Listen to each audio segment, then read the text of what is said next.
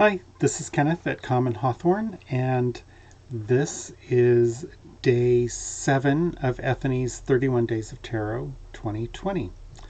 And today's question is the tarot card that stalked me in 2019 and why. And it was the Eight of Pentacles. So this is the Smith-Waite Centennial. This is the Sesoribido.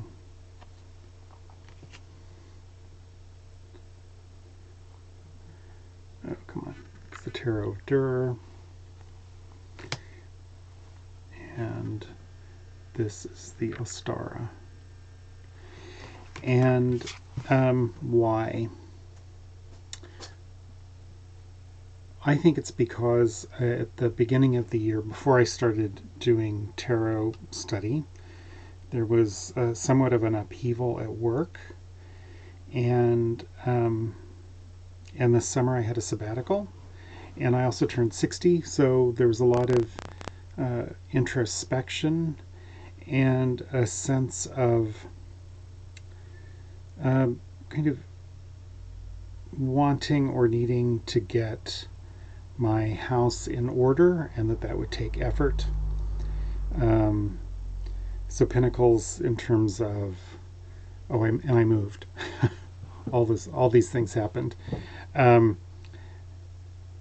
Moved to a different city, that is, and working remotely. So lots of changes in my relationship to work, and I think that's what the Eight of Pentacles is about.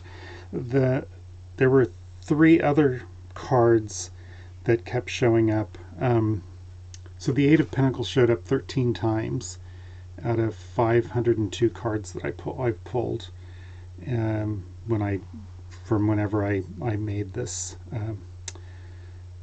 added it up from my spreadsheet, which was before the holidays, and then I took a break. So the Eight of Pentacles came up 13 times, but then 12 times there were 3 cards. The Knight of Wands. And so there's the Knight and the Centennial, and there's the Knight and Sesoribido.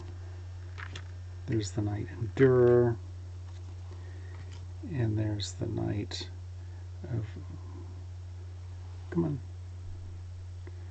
I guess I have to get my face out of there so it'll refocus, and that's in the Ostara.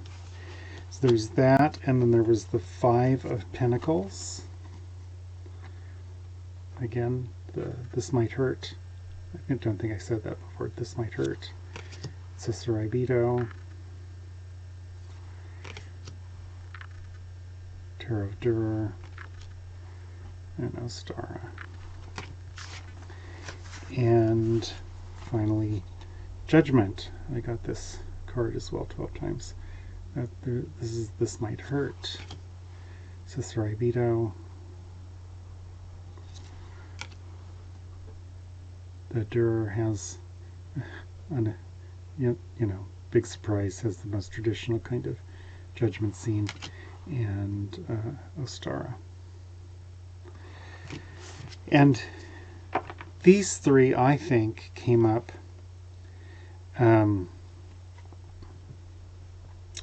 the Five of Pentacles, oddly enough, came up in places where I think that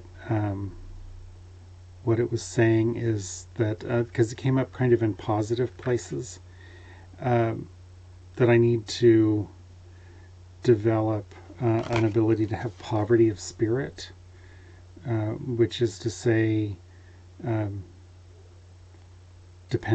ahead and depending on something outside myself. So not necessarily physical or financial want, but definitely an attitude of apophatic spirituality. Apophatic means it's a spirituality that says you can't describe the divine. You can only know the divine by what it is not. And so they're monastic forms of Christianity sometimes really develop a poverty of spirit as an approach. The Knight of Wands, I think, is I moved. There are things about my work. I'm turning 60. There are changes in the air, and I need to get on the stick. I didn't think of it that way until just now. And judgment just, I think, goes along with that. I kept on in a oracle deck, kept getting transformation, and so I think that's what the judgment is about.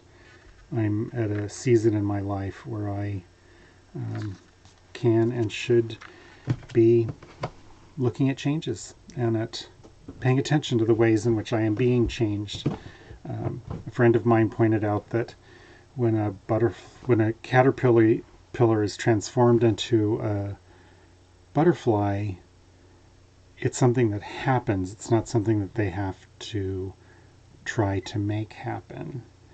And that's been a useful thing for me to think about, that transformation is in the air for me. Judgment is in the air.